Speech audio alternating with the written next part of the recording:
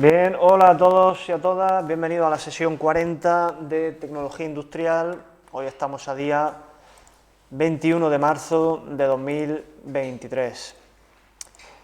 Ayer en la clase de Tecnología empezamos a hablar de las propiedades físicas de los diferentes materiales. Recuerdo que el tema que estamos viendo ahora mismo versa sobre materiales de construcción, de fabricación, etcétera. Bueno, primero de todo, no sé si hay alguna duda respecto a las propiedades de las que hablamos ayer. ¿Alguien tiene alguna consulta, alguna apreciación? ¿Alguna duda que le ha impedido dormir? ¿Todo el mundo ha dormido bien, a pesar de las propiedades de los materiales?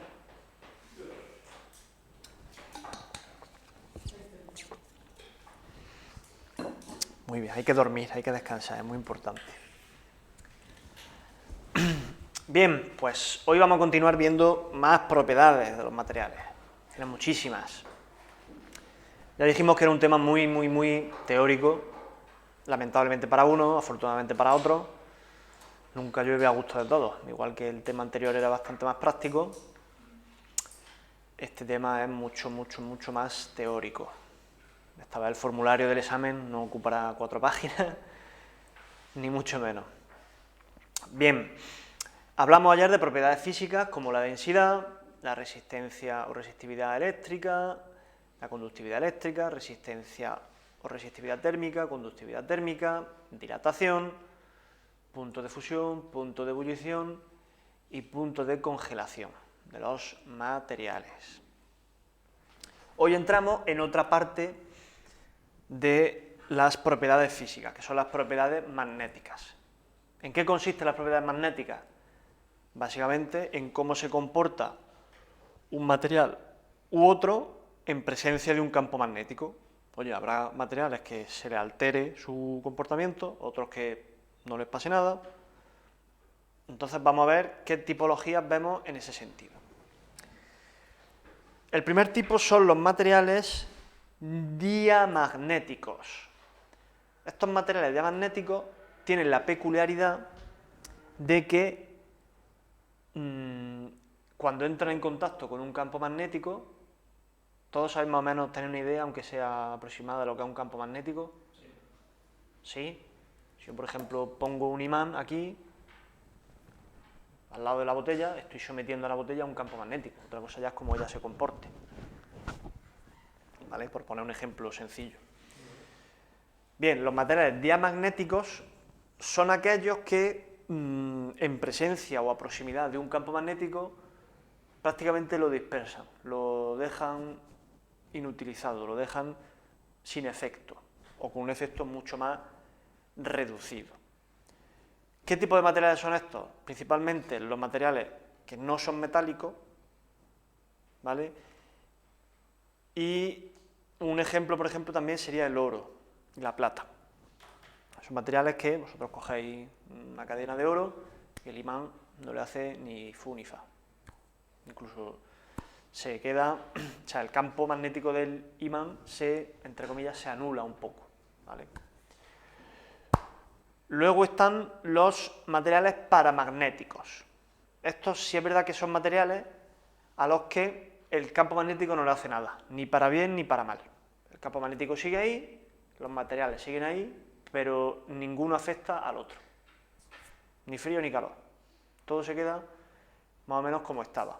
Un ejemplo es el aluminio, ¿vale? Y por último tenemos los materiales ferromagnéticos, que estos sí que son sensibles a un campo magnético. ¿Qué les pasa? Que cuando están cerca de un campo magnético, ellos se magnetizan, adquieren también propiedades magnéticas, ¿vale? No sé si habéis visto alguna vez, hay veces que un imán de estos de la cocina, ¿no? De la nevera, hay veces que deja de pegar en la nevera, es que ha perdido su campo magnético, se puede volver a magnetizar, se le puede devolver esa propiedad magnética sometiéndolo a un campo magnético. Eso sería, por ejemplo, un elemento ferromagnético. Principal elemento ferromagnético, el hierro. ¿Vale? El hierro se magnetiza con mucha facilidad. Lógicamente, las aleaciones que se construyen con hierro y otros materiales también guardan esa propiedad. Cuanto más hierro tengan, mayor será este efecto. Bien, por ahí las propiedades magnéticas.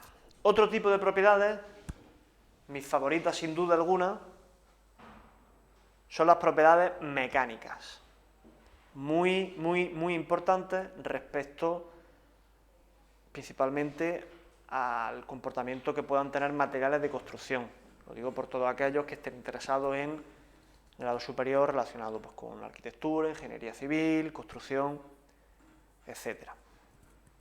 Importante conocer las propiedades mecánicas de los materiales. ¿Qué son las propiedades mecánicas? Las propiedades mecánicas son o se describen como el comportamiento que pueden adoptar los materiales ante un esfuerzo. Un esfuerzo no es cuando yo en invierno voy a coger la aceituna y acabo baldado. Un esfuerzo, desde el punto de vista mecánico, cuando cojo aceituna también es un esfuerzo, desde el punto de vista mecánico es la acción que cometen, que ejecutan o que ejercen una o varias fuerzas en un objeto, en un material. Aquí tenemos ejemplos. ¿Dónde están las figuras de los ejemplos de la...? Están más atrás. Aquí. Estos son los tipos de esfuerzos que existen. Esto es importante y tenemos que saberlo, ¿vale? Esta parte de aquí de la izquierda. Los dibujos están bien explicados. Básicamente, un esfuerzo de tracción.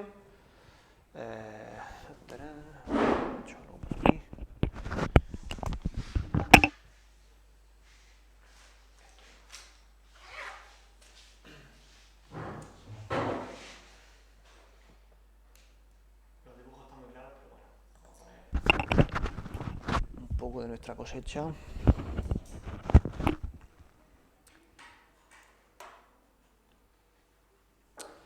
Existen diferentes tipos de esfuerzo. Por ejemplo, un esfuerzo de tracción, nosotros estaríamos sometiendo a este estuche a un esfuerzo de tracción si hacemos así. Tiramos hacia este lado y hacia este lado. ¿Vale? Eso sería un esfuerzo de tracción. ¿Cómo sería el esfuerzo contrario? Haciendo fuerza en este sentido. Sería un esfuerzo de compresión. Intentamos comprimir el estuche, sería un esfuerzo de compresión, fuerza hacia adentro. Tendremos también, imagino, la fuerza de flexión, el esfuerzo de flexión. El ejemplo más típico de una flexión, así que podamos ver en casa, muchas veces abrimos el mueble donde tenemos los platos, que suele estar en todas las casas sobrecargado, aunque vivan 3 personas hay 50.000 platos, no sé por qué. Y vemos cómo esa balda está un poco curvada, ¿verdad?, del peso. Está curvada, sobre todo en el centro. Cuanto más nos acercamos al centro, está más curvada hacia abajo. ¿Lo ves lo que digo, Víctor, o no? Esa balda o ese sujetaplato está sometido a un esfuerzo de flexión, porque sostiene a una carga más o menos uniforme. Luego está el esfuerzo de torsión, que básicamente sería así, ¿vale? Lo que hacemos con los trapos cuando están con las bayetas de la cocina. Y por último, el esfuerzo de tracción o el esfuerzo cortante, que sería, pues, por ejemplo, cuando cortamos una barra de pan. Estamos sometiendo a un esfuerzo cortante, ¿vale? O siempre que cortamos algo, por eso recibe ese nombre. También se llama esfuerzo tangencial. Bien, volviendo a lo de antes. Esos son los tipos de esfuerzos. Dentro de las propiedades mecánicas tenemos propiedades que están relacionadas con la deformabilidad. Esto que vamos a ver ahora es también muy importante, repito, para todos aquellos que vayáis a trabajar con materiales, que sois muchos. No todo el mundo sabe la diferencia entre elasticidad y plasticidad. Son términos muy importantes, especialmente en la parte de construcción. ¿Vale? Vamos a explicarlo de forma muy sencilla. Los elementos elásticos son aquellos a los que nosotros le aplicamos un esfuerzo, por ejemplo, dejamos caer un peso encima, y cuando le quitamos ese esfuerzo, recuperan su forma inicial. Por ejemplo, un muelle, ¿no? Un muelle, tenemos aquí, la aprietas, se deforma, sueltas y el muelle vuelve a su forma original, o una goma de estas elásticas, ¿no? Eso sería un comportamiento elástico. Por otro lado tenemos el comportamiento plástico. El comportamiento plástico es cuando a ese mismo material, a ese mismo objeto, nosotros le aplicamos un esfuerzo, ese objeto se deforma, pero cuando le quitamos ese esfuerzo, ya no recupera su forma original. El ejemplo más claro y más sencillo, la plastilina, ¿no? La plastilina tú la deformas y ahí se queda, la puedes volver a deformar, pero tienes que aplicarle otro esfuerzo, ¿vale? Hay materiales que son muy elásticos y poco plásticos, hay otros que son muy plásticos y poco elásticos, pero lo más importante o lo más peculiar de este segmento de estudio, que esto luego tiene mucha trascendencia en la innovación de materiales, es que muchos o la mayoría de los materiales van a comportarse de una forma u otra en función de la intensidad de esa fuerza. Es decir, si nosotros empezamos a aplicar una fuerza flojita, que va creciendo poco a poco, muchos materiales al principio se comportan de forma elástica. Es decir, con una fuerza flojita, luego recuperan su forma. Conforme vamos aumentando esa forma, ese esfuerzo, les va costando más recuperar su forma. Hasta que llega un momento que el esfuerzo es tan grande que ya no pueden recuperar su forma y por lo tanto adquieren un comportamiento plástico. Entonces, hay materiales que no son ni siempre elásticos ni siempre plásticos, sino que dependen de la intensidad de los esfuerzos. No es lo mismo el esfuerzo, por ejemplo, de un terremoto para los cimientos de un piso, de un edificio, que el viento normal, ¿no? No tiene la misma intensidad, aunque pueda ser similar. Bien, otro aspecto que también es muy común confundir es la tenacidad y la fragilidad. Este aspecto, tenaz o frágil, se define en función de la capacidad que tiene un material para absorber energía en forma de golpe, principalmente un golpe o una fuerza externa, ¿vale? Decimos que los materiales son tenaces si pueden soportar un golpe o cierta energía, y que son frágiles si tienen tendencia a romperse ante un esfuerzo, ante un golpe, ¿vale? Son contrarios, o sea, si es frágil no puede ser tenaz, y si es tenaz no puede ser frágil.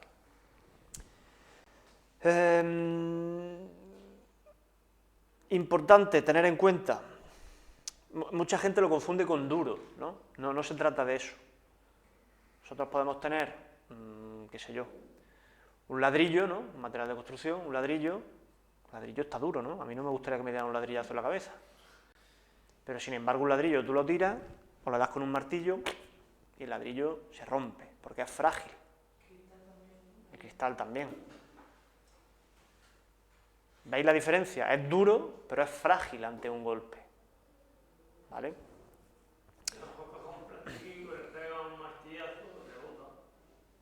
Claro. Bien, Particularidad de los ciertos materiales de construcción, importante. Presentan fragilidad, el ejemplo que hemos puesto del ladrillo, es importante. Debido a que tienen que soportar esfuerzos a los que son sometidos y tienen poca plasticidad. Vamos a intentar analizar esto. Si nosotros construimos una casa, vamos a imaginar una casa sencillita, vamos a imaginar que la construimos con ladrillos, ¿no? A nosotros nos interesa que esos ladrillos no sean plásticos, no tengan un comportamiento plástico, porque si se deforman, se van a quedar con esa deformación, van a ser como plastilina. A nadie se le ocurriría hacer una casa con plastilina, creo, ¿no? O con algo que se comporte parecido a la plastilina. Por lo tanto, se hace con materiales que no son plásticos. Pero sucede que pueden ser frágiles. Es decir, un material como un ladrillo puede ser poco plástico, por lo tanto, soportar bien cierto esfuerzo, pero puede ser al mismo tiempo frágil y no soportar bien un golpe. ¿Vale? Diferenciamos entre esfuerzos, los que hemos visto, y un golpe. El golpe, la energía del golpe, la relacionamos con la tenacidad o con la fragilidad. Pero si os fijáis, ningún material de construcción se rompe con un golpe. ¿Qué les pasa? A lo mejor que se agrietan porque los esfuerzos del suelo han hecho que se puedan agrietar, pero no son materiales que se vayan a romper cuando están ya puestos en obra. Bien, el aspecto con el que no hay que confundir la tenacidad y la fragilidad es la dureza, ¿vale? Duro y blando en contraposición a tenacidad y fragilidad. ¿Qué quiere decir que un material es duro en realidad, aunque comúnmente no se hable de esta forma? Quiere decir que tiene mucha resistencia a ser rayado. Eso es ser duro. Y ser blando es que se raya muy fácilmente. Típico ejemplo, lo que vemos en la escuela hasta la saciedad, que es la escala de Mohs de los minerales, ¿no? ¿Cuántas veces os han martillado con eso? 1.000.000, ¿no? ¿No? ¿No te suena, Javier? ¿No fuiste a clase ese día? Pero es que en primero de eso, en segundo, en tercero, venga. La escala de Mohs, talco, yeso, calcita.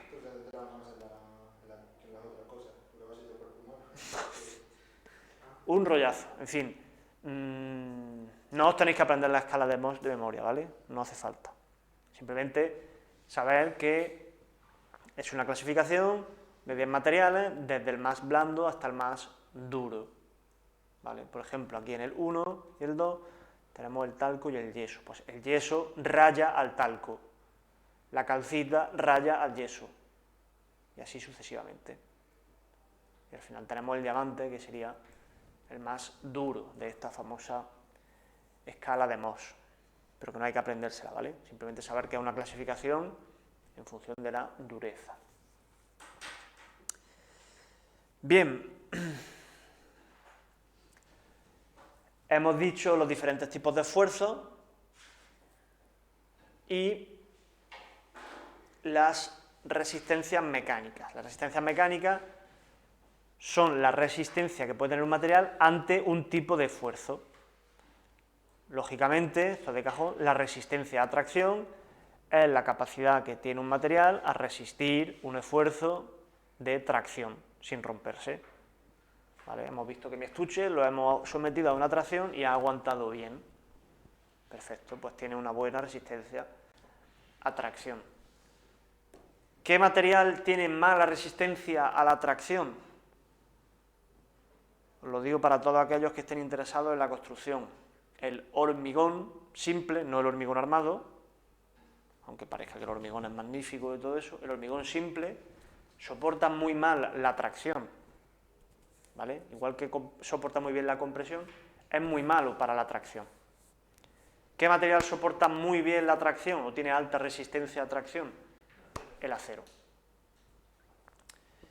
Bien, resistencia a compresión, lo mismo, capacidad que resiste de un material a resistir un esfuerzo de compresión sin romperse.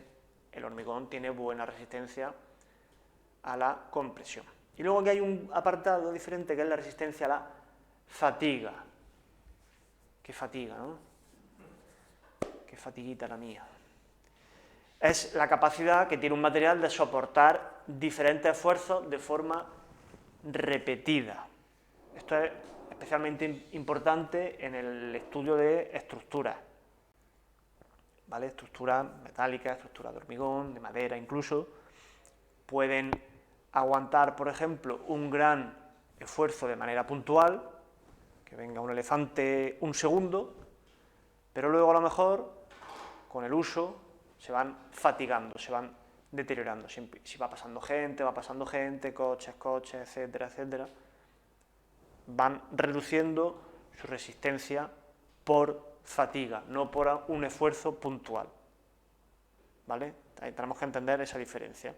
La fatiga es repetidamente, de forma prolongada en el tiempo.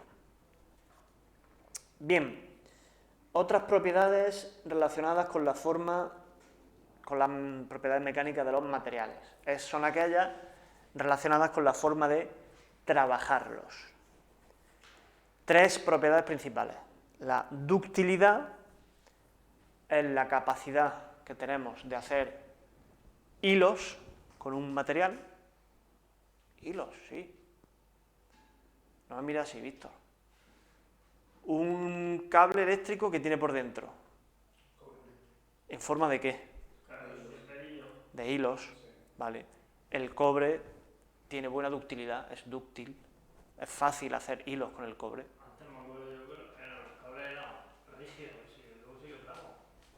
Y eso era un problema. Bien.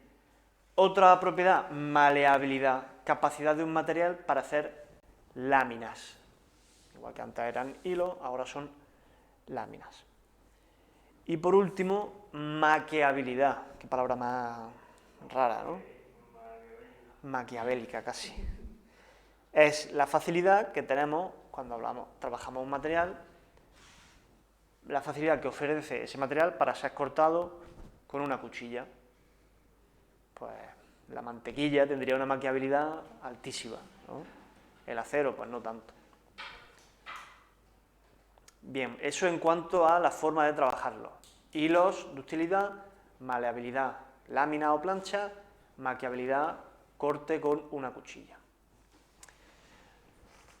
Bien, luego entramos en otra gama de propiedades que son un poco más abstractas, un poco más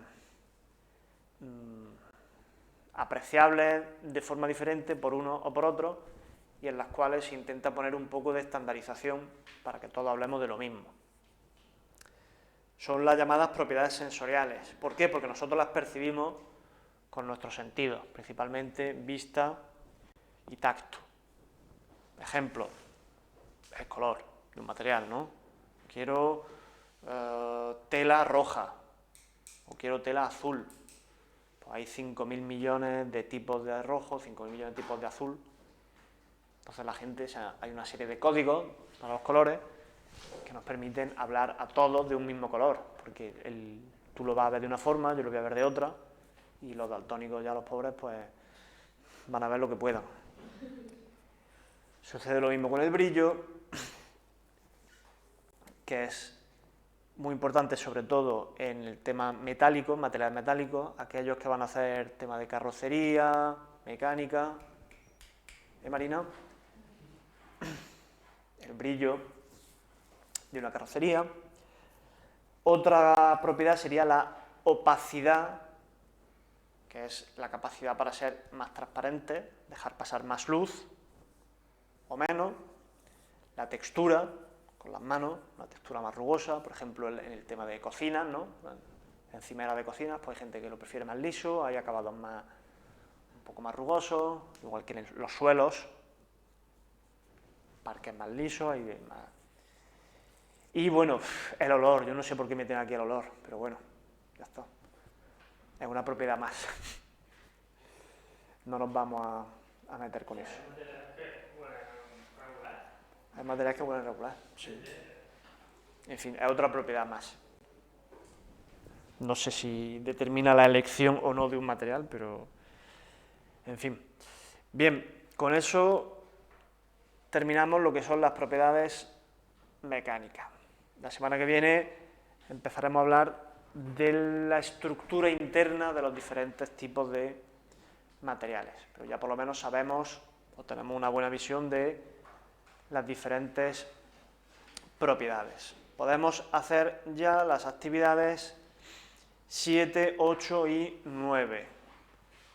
Son algunas un poco como de investigación, hay que buscar información, no deis respuestas de más de 4 líneas, no es necesario copiar y pegar todo lo que diga Wikipedia o el chat GP ¿vale? Respuestas claras y concisas. Como me aburra leyendo, peor. ¿Vale? No me aburráis. Respuestas claras y concisas. Y revisar si queda alguna propiedad por aquí, diría que no. 7, 8 y 9, sí. Propiedades físicas, propiedades mecánicas, propiedades sensoriales. ¿Vale? Entonces ya hemos completado esta tabla de propiedades. Todo muy teórico, lamentablemente no podemos hacer nada, no tenemos taller, no tenemos mucho para sacar, aparte de la teoría. Nada más, nos vemos la semana que viene, que tengáis una buena semana y cualquier duda no dudéis en contactar conmigo, me mandáis un correo electrónico e intento echaros un cable. Nada más, lo dejamos aquí, hasta la semana que viene.